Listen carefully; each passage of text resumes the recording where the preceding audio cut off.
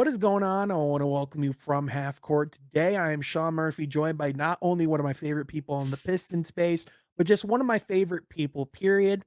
Zariq, aka Mr. Bully Ball himself. Zar, what's going on, my guy? It's good to see you. Thanks so much for taking the time to join me. Oh, that is a lovely introduction. Thank you very much. Also one of my favorites as well. I can't do you justice though. That was really good. I I'm doing appreciate it, well. man. It's been a busy day. I came from the JB Bickerstaff press conference Yep. earlier, then had to do other work, and then now I'm here. But it's good. It's good. Being busy is good. It means things are going well. So yeah, it's been a lot going on, but we're good. Yeah, 100%. A lot of stuff been going on at the Business Performance Center, man, in a short period of time. I think it was like what Trajan Langdon got hired like May 31st or something. And now just under 2 months, just the amount that's happened already, it's surreal. It's unbelievable. I remember the day Trajan Langdon was hired, right? Like, that does not feel very long ago, and Nope. since then, so many things have changed to where it feels like Trajan Langdon has been, like, president of basketball operations for, like, a year. It's unreal, like, fired ahead I just wanna put this in context for people. Trajan Langdon got here less than 2 months ago, and since then, he has fired a head coach, fired a general manager, got a completely new front office, hired the best shooting coach in the entire world, hired a head coach, did the NBA draft, has started to address free agency where he signed Tobias Harris, Malik Beasley, Simone Fontecchio, and Paul Reed, traded Quentin Grimes for Tim Hardaway Jr. in seconds. And am I forgetting anything else? I think that's pretty much everything, but, like, that's the fact that he's done all of that, and by the way, still has $20 million in cap space to go, has probably been talking to teams about trades and other potential ideas as well. Like, I would wager he's probably not slept much since he's come to Detroit because you can't do that much and get 8 hours of sleep a night. That's just not humanly possible. It's ironic because, like, I remember I had recorded the video where he had talked to the press after, the draft, the night of the draft, Mhm. and I put it on Bully Ball's YouTube, at Real Bully Ball, by the way, Go and, subscribe, go to the website and the blog as well. Zard does amazing content. appreciate it. And I always check the comments, right? So I checked the comments, and I was looking through them, and there was a lot of people who were like, "You know, it seems like he doesn't wanna be here. Seems like he's already tired of Detroit." And I was like, "I think he's just kinda tired." Right? Like, if Yep. you think of the about the amount of stuff he has done in such a short period of time, I think that my guy's probably just a little bit tired. I don't think Yeah. it's a tired of Detroit thing, but I just thought that was funny. Yeah, he didn't exactly come in and get a cake day one, like, he was asked to get to work and hit the ground running, so, definitely a lot to talk about in that department, but For sure. first, real quick, do gotta say this is From Half Court. Each and every week, we talk all things Pistons basketball and NBA basketball. Like the pod, be sure you like the video down below, subscribe to the channel so you don't miss anything else. You can follow myself on X at Sean Half Court, follow Czar over at Zariq Xavier. Also, normally joined by Jeff Iafrady and Troy Sergey, but they are both out today. Instead, I get to be here with my boy, and that is totally okay with me. Czar, let's start with that JB Bickerstaff press conference. I wish I could have made it today, had some conflicts, but nonetheless, still feel like there was a lot that we learned and could take away. Right off the bat, one thing just, because when you have 2 coach introductory press conferences, 2 years in a row, you can kind of compare and contrast. It's pretty easy to, right? And, the thing that the first thing that stuck out to me was just the energy difference. Monty talked about it being excited to be here, but JB Bickerstaff, not only did he say he was excited to be here, but he showed it with his actions and just with his demeanor. He seemed enthusiastic. But on top of that, Trajan Langdon brought up how he was in free agency meetings before he technically even signed a contract with the team. So which I don't know if Monty was going to do anything unless he was getting paid in Detroit. That's just something I would wager. From your perspective, Zara, as someone who was in the building, who was able to, hear from him post presser as well. What are your takeaways from the press conference? And now that you've actually been able to see JB Bickerstaff in person, what are your impressions of him? Yeah. Well, with JB, I I didn't really know too much, like, what to expect coming into the presser today. I was kind of basing my expectations off of kind of how he was in Cleveland, Yep. and I would like to say it completely surpassed my expectations for what this presser was supposed to be. Mhm. Um, it seems hyperbolic and maybe a little, I don't know, extra, but to me, he has a certain level of energy that's really infectious, and only the way I can kind of compare to a Dan Campbell a little bit. Yep. Um, he has just you can tell he has a sense of, just kinda a little bit of testosterone, you know what I mean? Going Yeah. through the veins, where he's very just, ready to go, and it was interesting because I liked the emphasis he had on energy because that was the Yep. main thing I got away from today. Even through his press conference, you could tell he cares about the team, right? Like, he cares about this job a whole lot, and he really, really wants to do well. Mhm. And I think that's incredibly important, right? Because you just had to convince a head coach to join your team, just a little over a year ago with a Yep. lot of money, right? So, having a guy who I think, Trajan had mentioned drove from Cleveland to Detroit to interview within the span of one night, of one Trajan text, he drove Yep. to Detroit, showing that he is going to Detroit, not Detroit is coming to him. So I thought that was a really interesting part as well.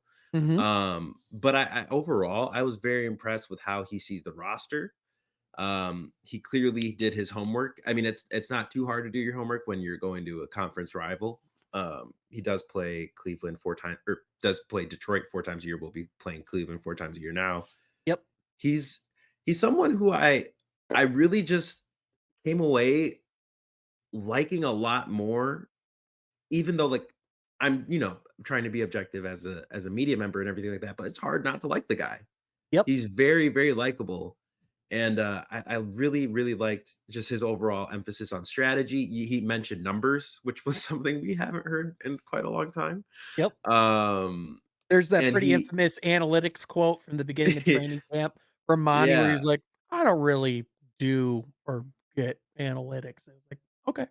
Yeah, I was like, "Okay, not a great start." So the Yep. fact that he was like, "Yeah, Jaden Ivey's a guy who we want, to utilize when he's coming off of screens, or we want him just overall using him in movement, right? Rather than just having him stand still. And we also want to have one of Cade and Ivy on the court at all times." I was like, wow, this is a breath of fresh air, right?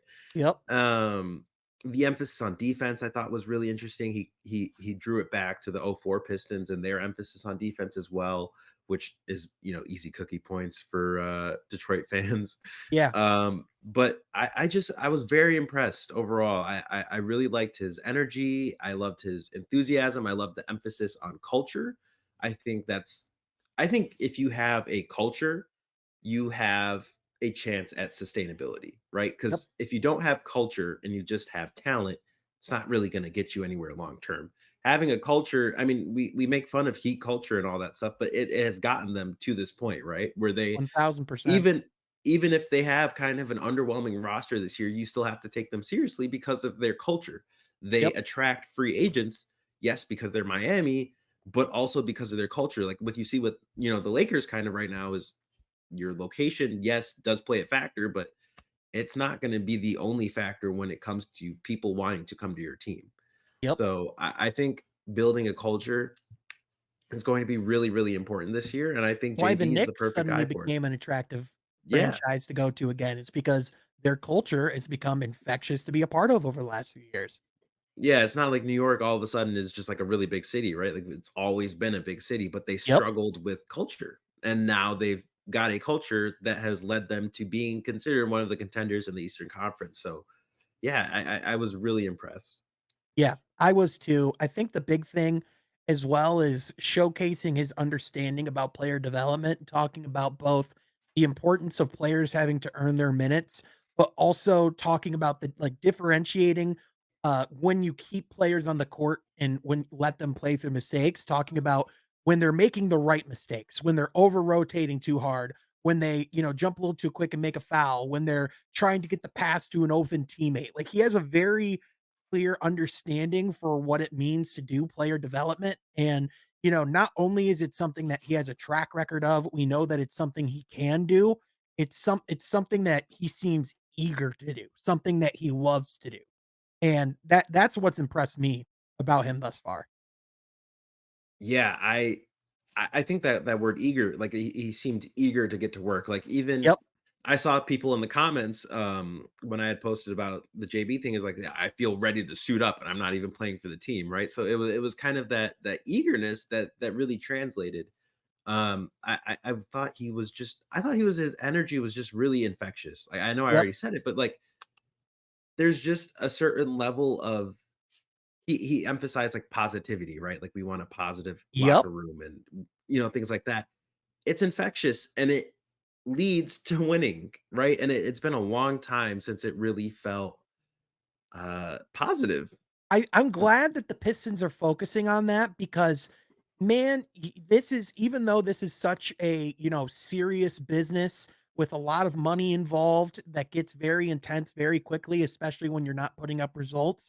At the root of it all, this is a game that that a lot of the people in this league started as a childhood love or as a labor of love, right? So if the group just obviously when you're losing you're feeling miserable, but when that compounds it only gets worse and you can't have that joy of coming into work again, like no wonder that doesn't turn around, right? So having someone who understands the importance of that, has been through losing seasons and knows how to keep that energy going, like I think that's really important to have someone like that. Like I know it seems little on the outside looking in, but those are the things that make a massive difference in buy-in, in players enthusiastic to actually do those little things. Absolutely. I think that buy-in is like 100% something that is correlated to development. I think there's a Yep. lot that is related to development that doesn't have to do with the game you see on Bally Sports Detroit 82 times a year. Mhm. I think a lot of what comes with development is environment, is culture, because and it's also system, right? Having the right system, having the right coach who sees you as what you are versus trying to make you something you're not.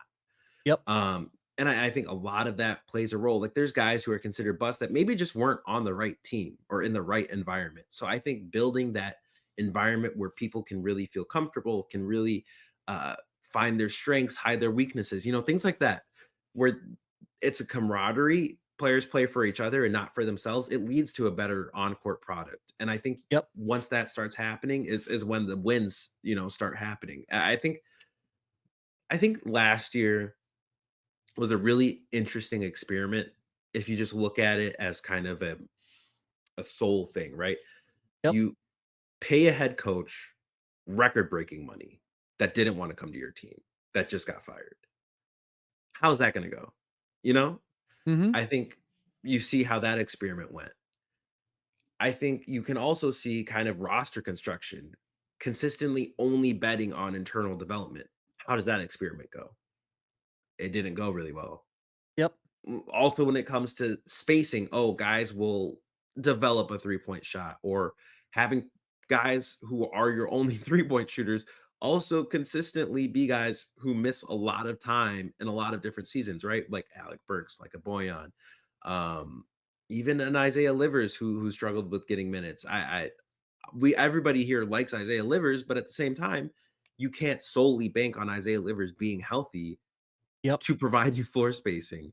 Yeah. I think the two bigs thing is an experiment you could look at from last season. Does the two bigs lineup work in 2024? That's not Jared Allen and Evan Mobley, and even that could still be questioned.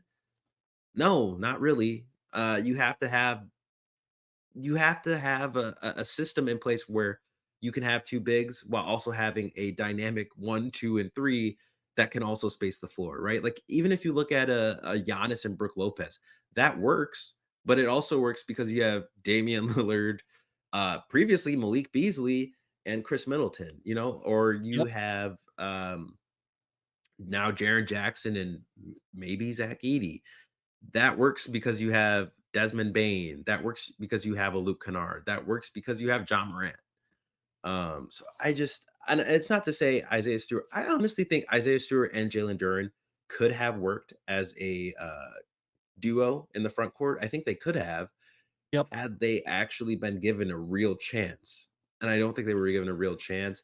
And I think by now you kind of just see with Cade and his overall play style that having a Tobias at the four may do you better. And even maybe you could start Isaiah Stewart this year at the five, Mhm. and have him space the floor. Just having guys who can space the floor and also space the floor vertically too. Because I think a Yes. lot of people just think of spacing in terms of three-point shooting, but it also there's things like vertical spacing, that a Jalen Durham provides that to a lesser extent and Isaiah Stewart provides. Guys who can get Um, above the rim and bring it down.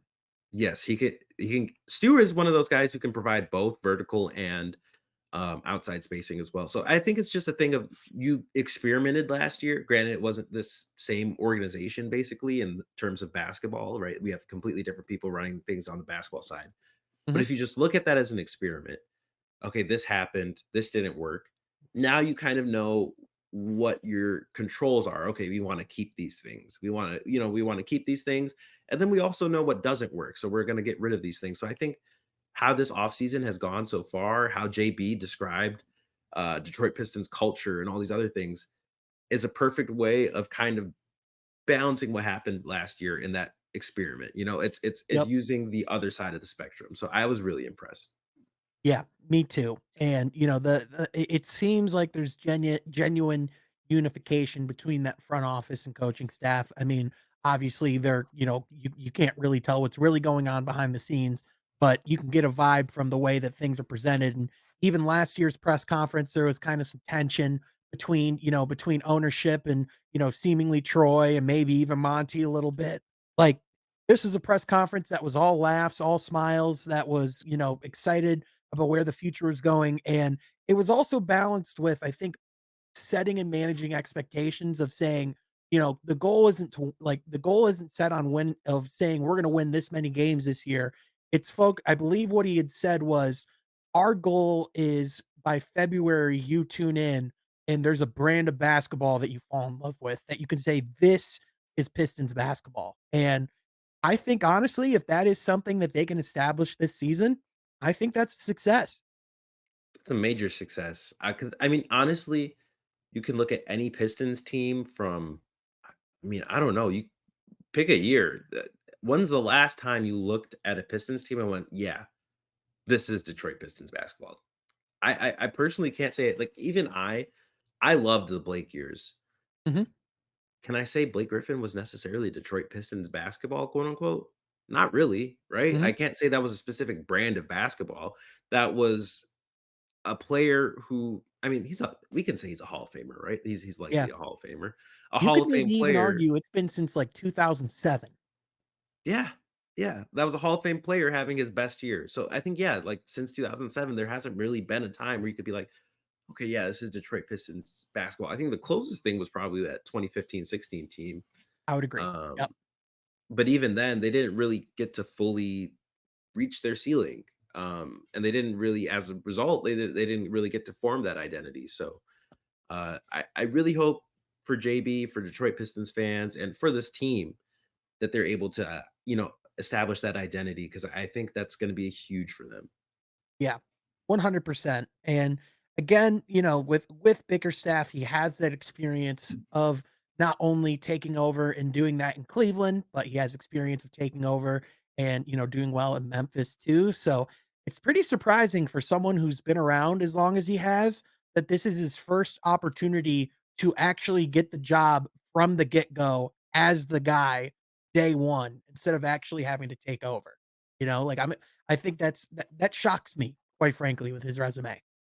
Yeah, it's interesting. I think someone had actually asked that question. I want to say from the Associated Press. Yeah, I think so too. Yep. Um, and initially he was like, "Well, I was still wanted at these places." But then he did mention, like, "Yeah, I'm still human. I still want that sort of validation, and I also want. It feels good to know that, like, more than anybody else, this organization believed in me and what I can do for this team." And I don't think he takes that lightly. So, yeah, I think honestly having that first time getting hired as a head coach right out the gate, I think that's a bit of motivation for JB, right? Like I think that Yep. that although maybe he may downplay it a little bit in public, There's no way that's not fueling you a little bit to say, "Hey, I'm not an interim head coach. I'm a head coach. You go out and you have to go to rather Mhm. than the other way around." So I think that there's a similar thing with a lot of players on the team with just the identity. If we're talking identity of the team, can I swear? Oh, yeah. Okay. It's kind of this fuck you attitude, right? Like I Yep. think they're not gonna come out and say it, but it's a fuck you attitude. Like it's like Mhm. Cade, right? Like you can look at someone like Cade, just got his max extension, and as a result, people who aren't, really too tuned in to Detroit Pistons basketball, the NBA is in a horrible place. Guys like this who haven't made an all-star team last year, his team won 14 games, are getting max extensions. People have no clue how the money works. Yep. Yeah, it's ridiculous, but at the same time, he sees it or hears it a little, right? Like Mhm. I don't think Cade's too online, but I definitely know that he hears the slander and sees the slander, and he felt it, right? He felt it last year with a coach who, I mean, for all intents and purposes, didn't make his life easier. A GM who wasn't really making his life any easier, and as a result, he kind of was disrespected with the roster construction, right? Like there was so much put on his plate that it was like it was impossible for him to do. It was almost like he was maybe not purposely, but he was set up to fail. And I think this year he's kind of being like, okay, fuck you guys. Coming I off was of the a number year one. off, by the way. Yes, yeah. Coming off of a season-ending surgery, I think he kind of has this attitude where it's like, I was the number one draft pick in a loaded class. Here's my hot take. Before I get to the other members of this team who may have that similar attitude, here's my hot take. Yep. I think Cade Cunningham and Cooper Flag are on the same level prospect wise. Woo! I I think love they're it. on the same level prospect wise, I love and that, Czar. I don't think Cooper Flag is that much better of a prospect than Cade Cunningham. I think if you look back to 2020, Cade Cunningham was getting the Cooper Flag hype, right? Like he Yep. may not have been a USA team select, but that was also probably because of COVID. There were so many things that played into his hype, quote unquote. Cade Cunningham on any other team would be considered probably top 25 under 25, top Yeah. 3. 1000%. And I think it's absolutely disrespectful how he's discussed. The fact that him getting a max extension was even a question. I mean, the guy averaged 23 points. I can't pull up his assists off the top of my head, but they're way more than he should have had with the spacing that he was given. I believe the only other players that put up his type of statistics this last year were LeBron James, Nikola Jokic, and Luka Doncic, like 20 plus points, five plus rebounds, five plus assists. Like that's not something that people do very often, let alone at his age with his situation that he was in. And the thing as well, like Cade would have absolutely like just let's just call it the way it is. Cade would have had every right to request a trade with how things have gone over the last couple of years, especially how this year had gone. And the fact that not only he never complained in public, never complained behind closed doors, never leaked anything as far as reports goes, and worked his butt off each and every day. And, you know, and even after the season was even after that season was like, I'm more excited to be a Piston than ever. Like that's Yeah. every reason and more that you give that guy that type of extension. But in addition, the fact that he's doing all of that with the spacing equivalent of a stray jacket. And now you get him multiple like high 30, low 40% plus 3-point shooters. You still have $20 million in cap space to play with. And even just one or two of those shooters will make a massive difference. Having all of Yeah. those guys available, like there's legitimate reason to believe that he could have an all-star caliber season and it wouldn't be crazy that he'd be in like third team all NBA conversations. Like this is how good Cade Cunningham is. And the people that don't realize it just have only have like really only focus on the fact that it's Detroit. People have really forgotten, like, how good Cade Cunningham is. Like, I think people started to get reminded, ironically, during the losing streak, because that was the first Yep. time they really tuned into the Detroit Pistons in probably, I don't know, 3, 4, 5 years, Mhm. if that, because the team never really had gotten so much national attention before that. And granted, the losing streak was horrible, but the world got to see how special Cade Cunningham is and how even if he has, what was it, 2, 3 40-point games in a row, Mhm. it still wasn't enough. And it's not his it wasn't his fault. Nobody, I'm sorry, nobody could have gotten that situation any better than it did. So Yep. I think that I should say no one person, right, would have gotten that situation any better. So Mhm. I think he's definitely coming into the season. Yes, he did get his extension from Detroit, but the discussion around it, the questioning around it definitely fuels him a little bit, even if he won't come out and say it. And I think the same thing for Tobias, right? Yep. Tobias is someone who, for all accounts, in my eyes, is the most slandered player in the NBA, maybe Bar next to none. Klay Thompson.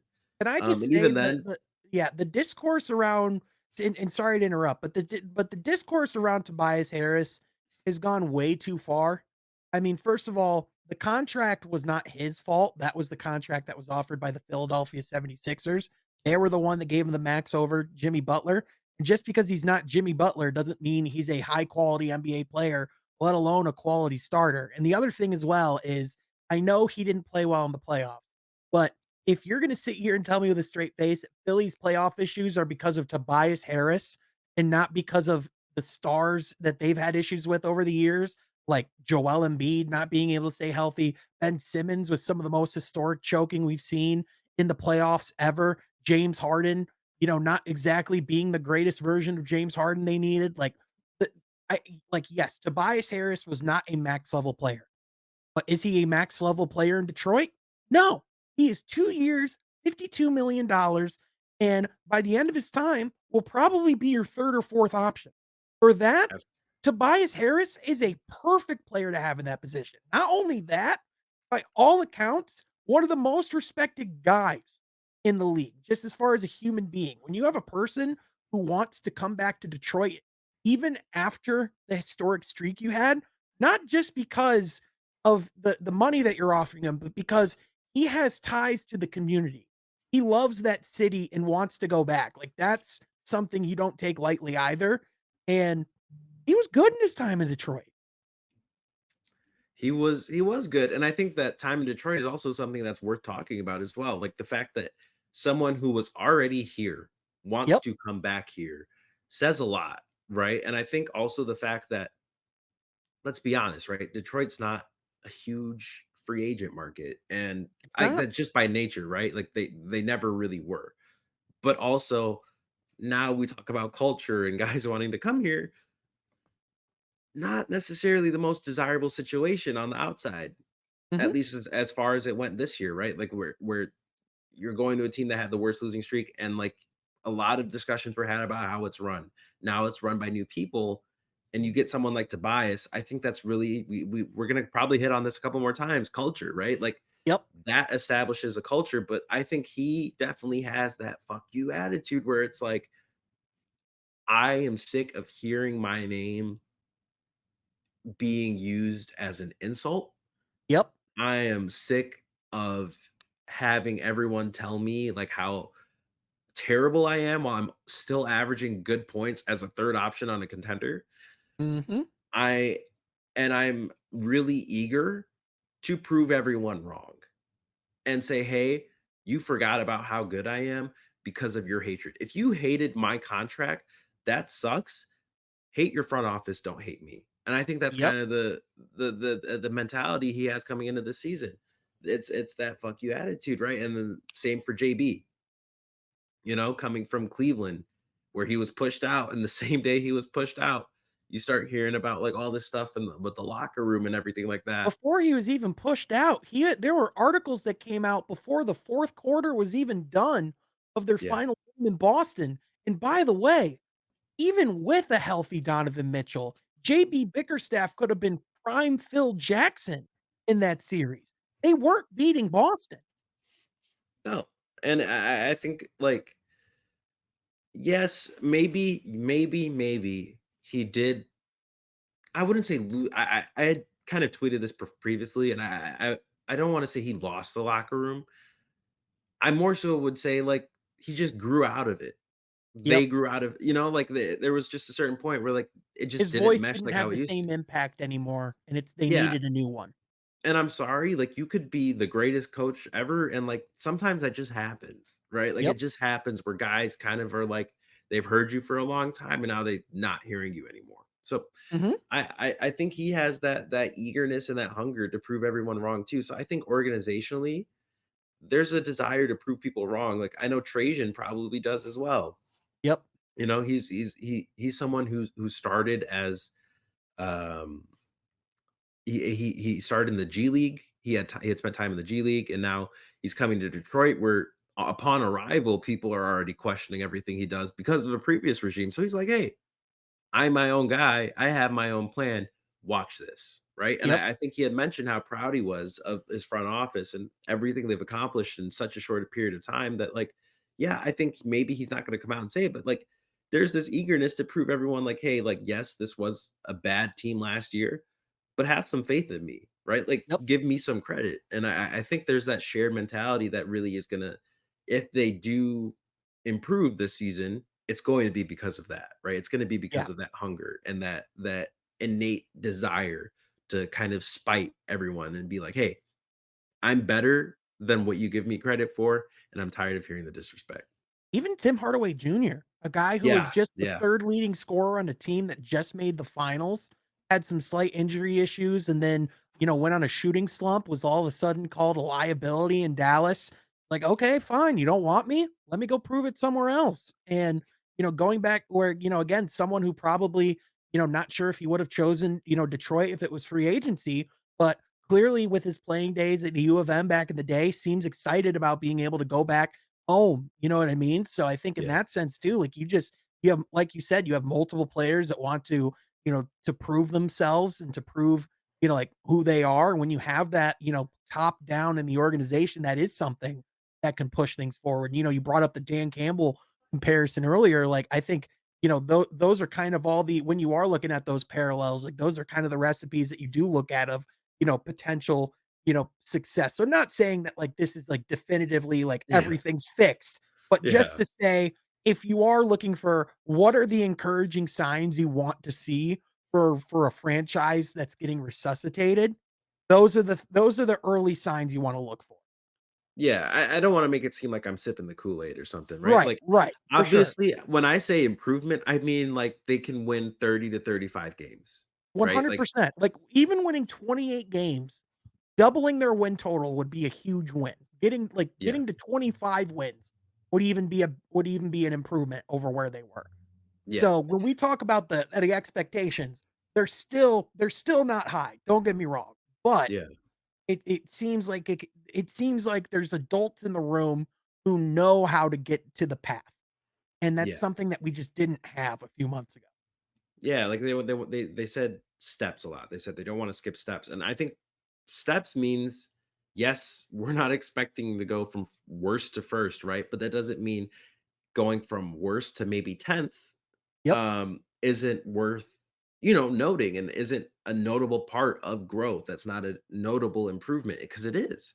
Mhm. So I think this year we've said the word foundation. I don't even know how many times in the last four Yep. years. Laying the concrete, Yeah, foundation, rebuild. yeah. Yep. I think foundation this year doesn't mean picking in the top 5 again, right? I think foundation doesn't mean cap space, even though, yes, that could include cap flexibility. That's not like laying the foundation, right? I think Mhm. laying the foundation is what happens on the basketball court from Yep. here on out. I think 100%. laying a foundation is showing improvement on the basketball court and in the win column. I know they've been very hesitant to promise any sort of number in terms of win totals, but they've said improvement. That means stacking more wins. That means when it comes to February and March, you're playing meaningful basketball games and you're not just kind of coasting, looking at Tankathon every 2 days, right? I Yep. think I think that's why it's hard not to feel enthusiastic, even as an observer. It's not hard to feel enthusiastic about the future of this team because, like, it's something that, like, and I have to go back to wrestling, right? Of course. It's like watching the guy who is really talented, right? Like, he maybe he did great in like the smaller independents, and now he's in WWE. It's like watching that guy constantly lose, and you know he's capable of winning, and it doesn't even it turns into a thing where he's just essentially like a jobber, like, he's just completely losing all the time and kinda gets a joke made out of him, and you're Yep. really hoping for him to kind of show that he here we go, Chad Gable. If you watch Yep. WWE, um, you'll enjoy this. If you don't, stay with me 'cause it will make sense, I And if promise. you don't, you're also just objectively wrong and need to go, like, and reevaluate your life, but please continue. Yeah, so, Chad Gable is a wrestler for the WWE. Yes, WWE is predetermined. Stay with me. Chad Gable started out as a tag team wrestler in NXT, which is like kind of the lower ranks of WWE. Yep. Whatever. We'll focus on his time on the main roster, which is Raw and SmackDown. He was someone who was positioned to be really good and had a lot of hype around him from wrestling fans when he first, kind of arrived on the scene. Then kind of started to decline, right? And it They was like, made this okay, man like, Shorty G. yeah, so that's the thing I was gonna get. It went from like, okay, Chad Gable now is tag team partners with this guy and this guy and this guy. And you're like, what are they doing? To the Yep. point where it got to where they took someone who Chad Gable is an Olympic level wrestler, real life, Olympic level wrestler. They gave him basketball shorts and the letter G on a shirt and made him Shorty G instead of Chad Gable. And that's kind of what the Pistons were the last year was Shorty G. Now Chad Gable is kind of taken seriously on the WWE. He's featured heavily. And yes, he hasn't won the Intercontinental Champion. He hasn't won a singles championship yet, but he's a mainstay of the show. And being a mainstay of the show, yes, may not be the yeah, exactly. That is what they made this man. That's what they made him before. And now he's taken seriously as kind of this Olympic wrestler who is kind of an asshole. And Yep. he's now in the position to win championships and to be featured on TV. So if you want to look at that in the terms of basketball, yes, the Pistons may not this year be making a play-in spot, but if they're at least fighting for one at the end of the season, that's a huge improvement. And I think that's kind of what they're going for. Yeah, and again, I know fans wanna see the team turn it around as quickly as possible. I wholeheartedly, understand, it's hard to hear about patience when you've been waiting, like 16 plus years for them to win a playoff game. Totally get that, but in this league and just in professional sports as a whole, that's the only way you get back because you just don't see teams all of a sudden just become a playoff team overnight. That's just not how it works. And in championship teams, you have to slowly fail in each point. You have to you have to make it to the first round, and then you have to make it to the second, and then you have to make it. You have to just slowly chip away and do that each year. And again, if they can just start heading in the right direction in the win total, it's only gonna get easier and easier to do that. But you brought Absolutely. up exactly a person I wanted to talk about, Cade Cunningham. We'll get to his extension in just a second. First, there was some breaking news. Again, this happens sometimes when we're recording pods. I think the last time we recorded together, the US roster was Uh-huh. announced. Well, this time, according to Woj, Sadiq Bey has agreed on a 3-year, $20 million contract with the Washington Wizards, Oh, his no way. hometown team, but also Troy back with Weaver. Troy Weaver, Wow. reunited. Real quick, what's your Wow. take on Sadiq Bey in Washington? Ah, man. I was getting kind of worried for Sadiq, I'm not gonna lie. Yeah. I was getting a little concerned, just because he hadn't gotten signed yet. And I had seen from where he started rookie year to where he is kind of now, where he was a late free agency signing.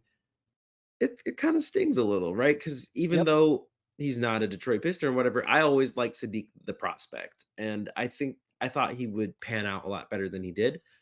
At the same time, I think in Washington, he'll get to kind of take the Denny Avdia role, and I Mhm. think that's kind of really important for Washington. I think that's gonna be really important for him. I know he's coming off of an injury, so signing a 3-year deal kind of gives him time to recover, and hopefully in a place where there isn't super high expectations and there's not you're not are we rebuilding and trading Trey and DeJounte, or are we, going all in? You're not doing that. You kind of know exactly what you're going for. I think he'll be in a good position to hopefully show what he's capable of and continue to grow in the NBA because I've always been a fan of Sadiq's game. So I Yep. hope it works out for him. I wonder what that means for Kyle Kuzma. Yep. Because I know, there Sacramento needs a power forward. Yep. So something to keep an eye on. But yeah, Yeah. I think it'll be really interesting, and I shouldn't be surprised that Troy Weaver went out and got one of his guys once again. After Yeah. also, mind you, now doing the double big thing once again with Jonas Valanciunas and Alexar. Oh yeah, 100%. And like again, with Sadiq, it's one of those guys where, you wish it could have worked in Detroit. There was a lot to like about his game. I think kind of as a player as he's developed, he came into the league with this kind of initially just this, kind of very what seemed to be a clear role and path for him. But I almost feel like there's kind of been some identity issues within his game over the last couple of years. Yeah, I never really loved the fit with Atlanta just because I know that, players just generally not a lot of players generally love playing around Trey Young. It's not, not an opinion, that's just an observation. It's just kind of yeah. reality. But, in Washington, I think he'll definitely have consistent playing time. I imagine that he'll have a decent role. I hope that he can play himself into a point where he can either, get himself like, an extension or a longer term contract, in Washington, or maybe even get himself on a contender at some point if he improves, just really just want to see him continue to be healthy and continue to see him head in that right direction because there is a lot to like about his game, especially when he's hitting shots. The sooner Sadiq embraces the 3 and D role, the better off I think everybody is. 100%. Yep, I think that was kind of his undoing in Detroit, in my opinion. I think when he tried to become a little more dynamic with his offensive game, not that there's anything wrong with players wanting to expand their game, but I think certain players, you can kind of miss the forest for the trees, in my Yeah, opinion. yeah. There's a like there's a lot of money to be made in this league if you can just hit some shots and stay in front of your guy. It is amazing how much money you can make just doing those 2 things. Absolutely. It's man, it's like it's one of those things where I'm always hesitant to kind of like blame Sadiq for wanting to explore his game more because Mhm. you look at the situation and like there wasn't defined roles for guys. So when there's not defined roles for guys, they're going to start making their own. Yep, So I think Sadiq was one of those guys who was like, okay, well, hey, I'm not in a specific role. And yeah, maybe like you want me to be a 3 and D guy, but you want me to be a 3 and D guy while I don't know, you have Marvin Bagley and Jalen Duren out there at the same time. Like yep, it's how am I supposed to so it's a thing where I can't blame him too much for wanting to expand his game, but I think now at this point it's gonna benefit him to kind of reel it in a little bit more and yep. focus primarily on the 3 and D role. And I think once he does that, I think he'll restore his value back in the NBA. Yeah, I think I heard I forget which coach said it, but the phrase was, "If you're good at one thing in this league, you'll have a job for a long time. If you're good Yeah. at 2 things, you're an all-star. If you're good at 3 things, you're a rarefied air. We're talking about a superstar. If you're Yeah. good at 4 things, you're in Europe."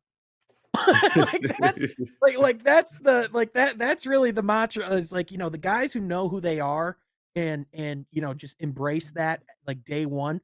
Honestly, like, not to go on too much of a tangent, that's kind of my thing with Jalen Duren is as much as I love the potential of what his offensive game could be, he could be an all-star within 2 years if he just became a good rim protector and Yep. did nothing on the offensive end. If he was just the same lob threat that he was with his touch around the post, and then he was about 80% Bam Adebayo, you have a solid starting level center who's gonna be in this league for 15 years.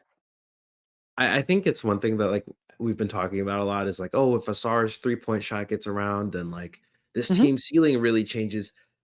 Yes, I do think that's true, but I think more than anything, if Jalen Duren becomes a respectable to above average interior defender, this team ceiling is exponentially larger, both in the short and long term. Just because that's something they really, really desperately need. And yes, we're all very aware Jalen Duren is quite talented offensively, right? Like, yes, he may not have the 3-point shot yet, but he does have a little bit of a bag. He likes to show off sometimes. Mhm, He does. mhm. He does occasionally hit a post shot, a mid range shot occasionally, or a lot of putback dunks. He has a lot of vertical spacing, right? Yep, We kind of know that if you can show that you can be a defender that makes a difference in the fourth quarter in an important game, yep. that changes so much because they haven't had that. And if they can just have that, if they can just have him be above average defensively, not be a liability defensively, I cannot emphasize how much better this team will be if Jalen Duren is A, healthy, and B, an above average defender.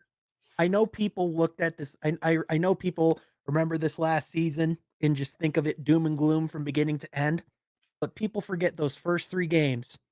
There was a lot of reason to be hopeful in those first 3 games, and to me, the difference between those first 3 games and the rest of the season was Jalen Duren's play on the defensive end. Like 100%.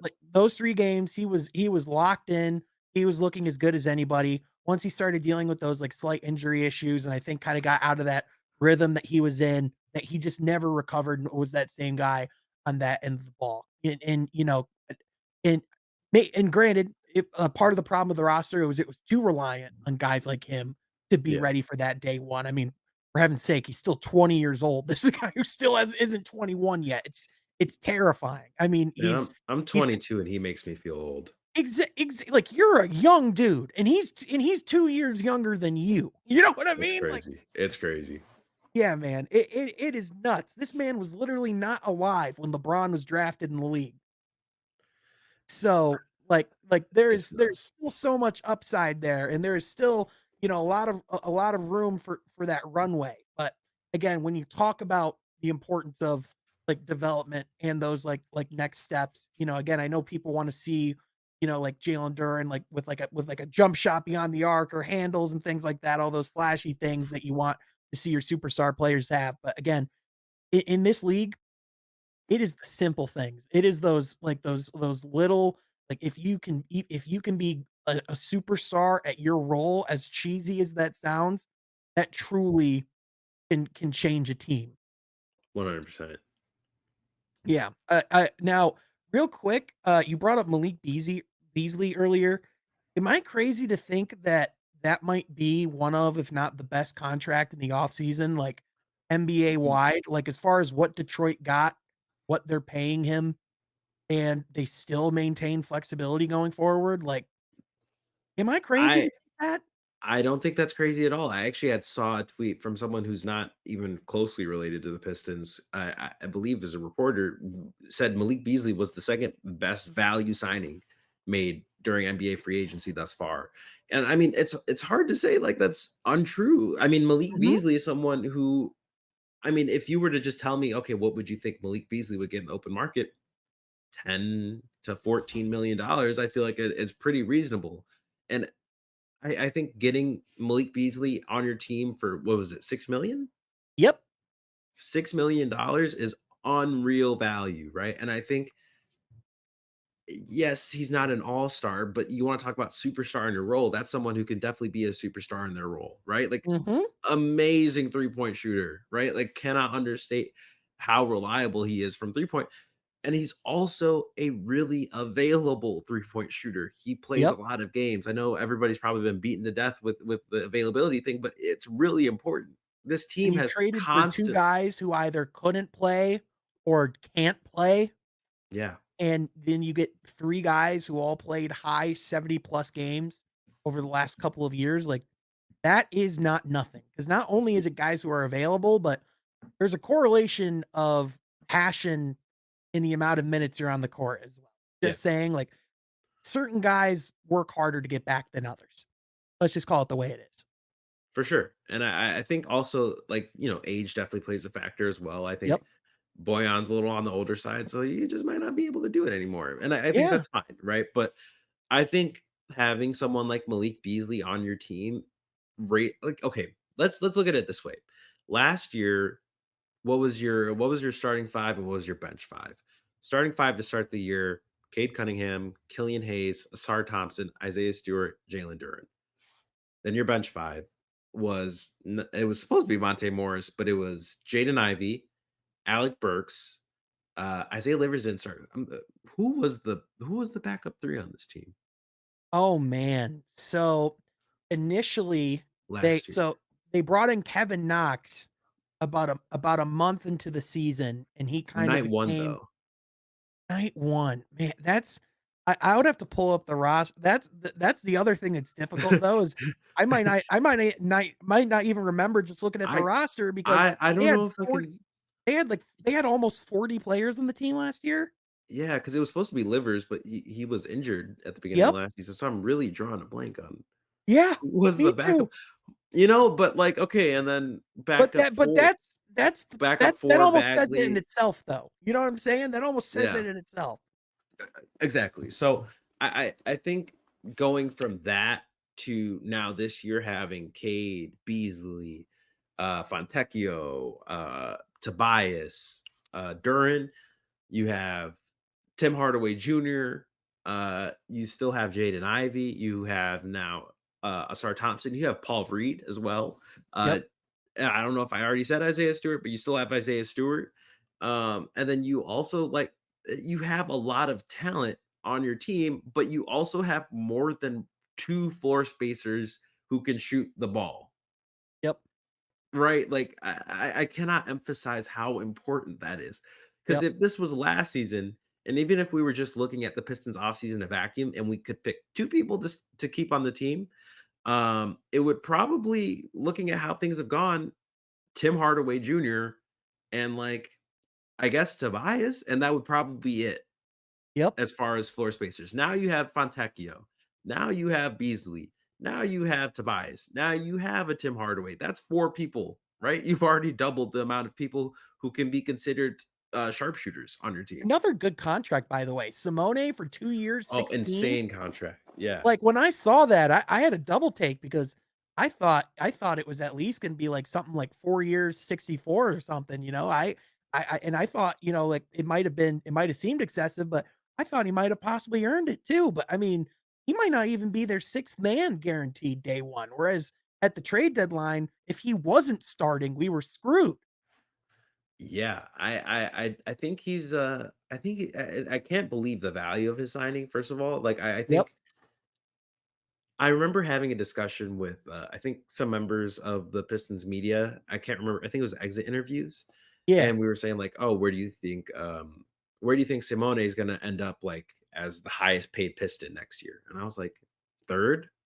I feel like third's fair because I was like, I feel like he'll roughly get the same deal Isaiah Stewart got. So like, Mhm.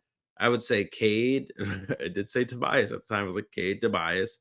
Then I'd probably go Simone, but correct me if I'm wrong. Tobias, Cade, or sorry, Tobias, Stewart, Cade, because he's not his extension hasn't factored in yet. Yep. And then Paul Reed. Oh no, I'm Mhm. sorry. Tim Hardaway Jr., Mhm. Paul Reed, and then Simone Fontecchio. Mhm. That's ridiculous. Yep. That's absolutely ridiculous. He has so many numbers that say like, I think it was like second best or first best catch and shoot three-pointer. That was a second year player. He just has so many numbers in his favor, and the play also the eye test totally matches it. Simone is a guy who I was really impressed with on defense. He was someone who was Yep. like, okay, I wasn't overly familiar with him in Utah. He killed Detroit. Like he killed Detroit last year, and he's someone who's just like unbelievable shooter, but he's not a bad defender either, which completely shocked me. So I think Simone is a guy who the fact that he's like sixth, I think, highest played player on your team, unbelievable. Yeah, wholeheartedly agree. And just overall from top to bottom thus far, just been impressed with the vision there. One last thing I want to talk to you about before I let you go, because Yep. I mean, again, we could talk for a long time. It's already been almost an hour. It flies by whenever we talk. Seriously, but summer league. I bring it up last because I think that's about where the importance of it is, not to immediately poo-poo it away. They did confirm that Asar Thompson is fully cleared for basketball activity.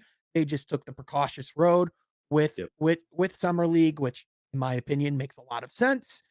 Personally, are you what is your expectation level as far as what are you looking to see in summer league? And how much are you actually taking away from summer league? Because I mean, I'll just blow the lead right here.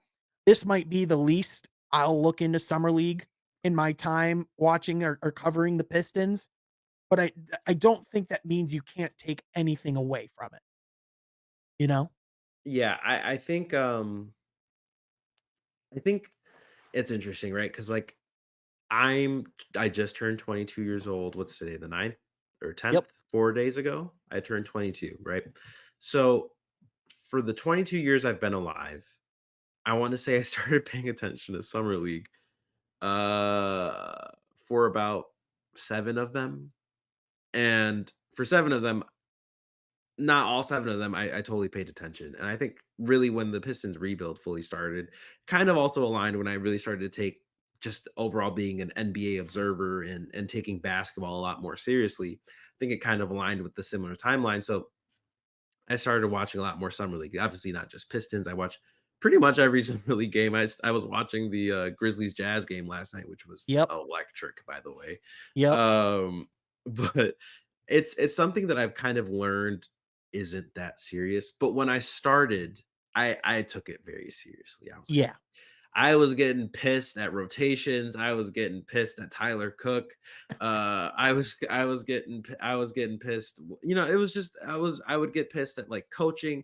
I would get pissed at other teams. So just watching other teams, I would be like, "What's going on?" Kind of realized what it is, right? And it's Yep. basically a showcase. It's a Mhm. showcase, and it's not regular season games. It's not really to be taken too seriously, but that's also to say there's nothing you can take from it, right? Like Asar last year looked great Yep. in summer league, and a lot of that did translate to the regular season. Granted, the shooting didn't, but his overall presence on the court, you kind of got to see what that would look like for the first time in summer league.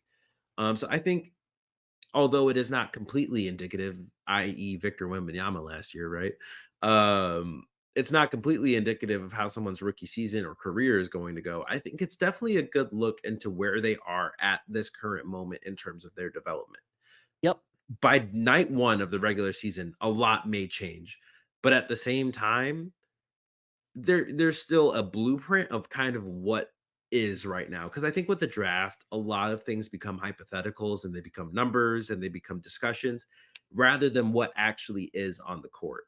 So I Yep. think kind of having the context of what is on the court is something that you can take away. You're not saying any, definitive, this is this guy forever, this is this guy for the season, but this is this guy right now. So it Yep. kind of helps reel in expectations. It kind of helps set things in reality to where people can be like, okay, this guy is at this point, and maybe this guy looks a lot more ready than we gave him credit for. Mhm. There's always the players who have some great summer leagues that never translate. But for the most part, I think, especially with your top prospects, if they can have I think honestly a good sign is if your top prospects, the guys you really want to see, if they can play their role, if they're Yep. not like Michael Jordan in summer league, if they can just play their role really well in summer league, I think that's really indicative of what could be in the regular season. Now, if they're just all of a sudden the greatest player of all time, then you're like, okay, it's summer league, right? Because that's just not going to happen in the regular season. But if there's someone who can really, like Ron Holland, for example, if he starts being able to drive a lot of rim pressure and he shows a lot of great perimeter defense and also maybe some interior defense as well because he does have an insane wingspan. You could also say Bobby Klitman, right? Like if he can be a good 3 and D guy with occasional post touches, I think you can kind of see something there, right? Yep. Especially Marcus Sasser. Like if you can start seeing a lot more scoring, but also some more playmaking from him, I think that's really good, right? So I think Mhm. those are the things you want to watch for, like a Ron Holland, especially like if you can see that his game fits a certain role, even on a summer league team, and where you can see him doing the small things on the court, I think that's really indicative of what he could be. Yeah, 100%. I think a lot of things you said there is really good, and, I think the way I would put it is, I don't look for results, I look for attributes, I look for characteristics, I look for skill sets. Like, for example, like Cade Cunningham, he did not come out and blow the world up by storm in his summer league. Especially his Yeah, first game, he struggled from the field. But the yeah, things that jumped off the page right away were his leadership, were his passing ability, were the things that he was seeing on the court. The other thing I think you wanna see as well, it's not that you wanna see players that they have to necessarily go out and dominate in summer league, but do they look more comfortable at the end than when they started out at the beginning? Did they that too. develop and see improvement over time? Because when you have players who are uncomfortable the entire time, that not to say that that's just who they are, but it's indicative of where they're going to be when the season starts, right? And like you said with Asar, that's a player again. I don't remember any of his statistics for summer league last year. I remember they were good. I remember he played well, but the things that stuck out were, man, this guy is an amazing athlete. And also, this guy clearly knows what he's doing and really gives a shit on the defensive side of the ball. And if we're looking at the Pistons summer league roster, if we're really being honest, like pessimistically speaking, there's really only one player on the team you can say for certain's in the rotation next year, and that's Yeah, not even Marcus Sasser, that's Ron Holland. I think for yeah, Sasser, this is kind of an audition for his time in Detroit moving forward, yeah. but, um, you know, I would say you just wanna see what these players, like what attributes, like for Ron Holland, the things I wanna see, how hard does he play on the defensive side of the ball? Mhm. How comfortable does he look offensively? And just what are the hustle plays like? Like he says he's a 50-50 ball guy. I want to see that. You know what I mean? Yeah, So those are the things I would say. Again, not that it's all life or death, not that it's all, that you learn exactly who a player is, but those traits. Like, I think another really good example is, like Jabari Smith Jr. Like a couple years ago, I remember after summer league, people thought that he sucked, and he clearly doesn't. He's a good NBA player, right? yeah. But I think it was pretty clear that he might not reach the level that certain people that everyone thought he would be, and He's that's not gonna okay. be KD right out the Exactly, gate. Yeah, exactly, right?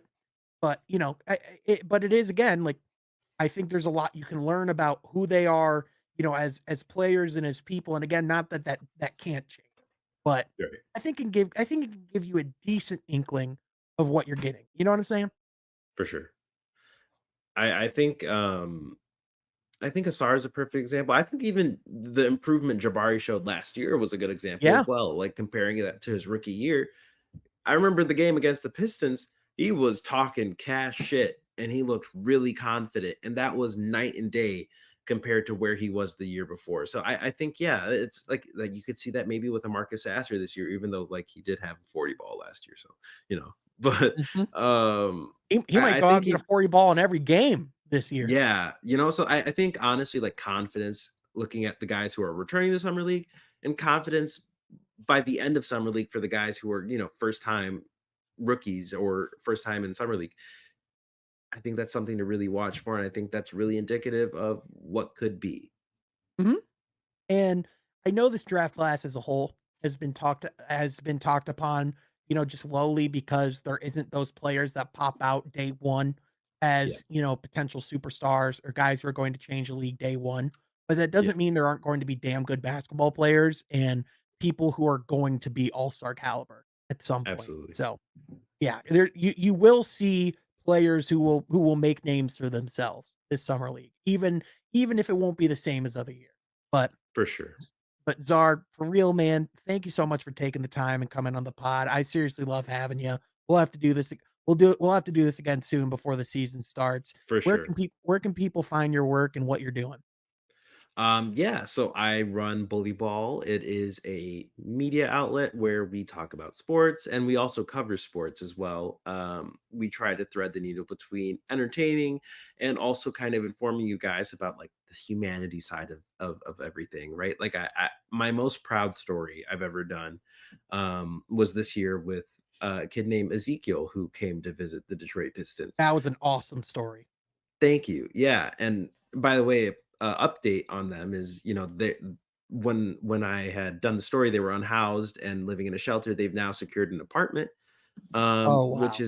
is amazing. So it's things like that while also kind of looking at, yeah, like things like the Monty Williams firing, predicting the Pistons offseason. So I just like to have fun, but also have meaningful parts of what we do. So you can find our website at or www.bullyball.net. And we're also starting a Substack where by the end of 2024, all of this will be moving to, just so that way we can keep things running. Because for clarity, I run this basically, me, my friend Jake, and we take help where we can. But you Yep. know, we got to keep the lights on somehow. So Yeah. we'll be starting a Substack as well, which you can find the link to on at Real Bully Ball, which is all of our socials.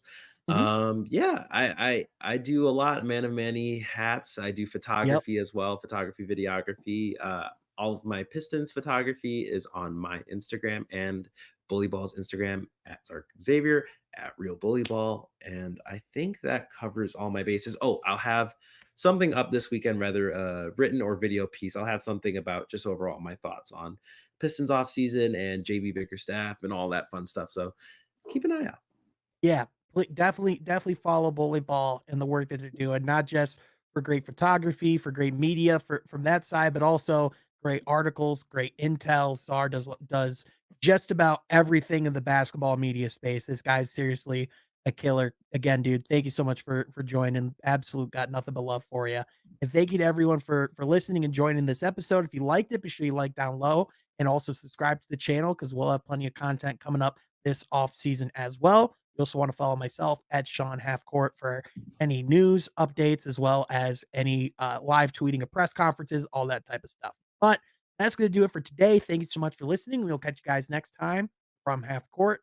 Be sure you subscribe.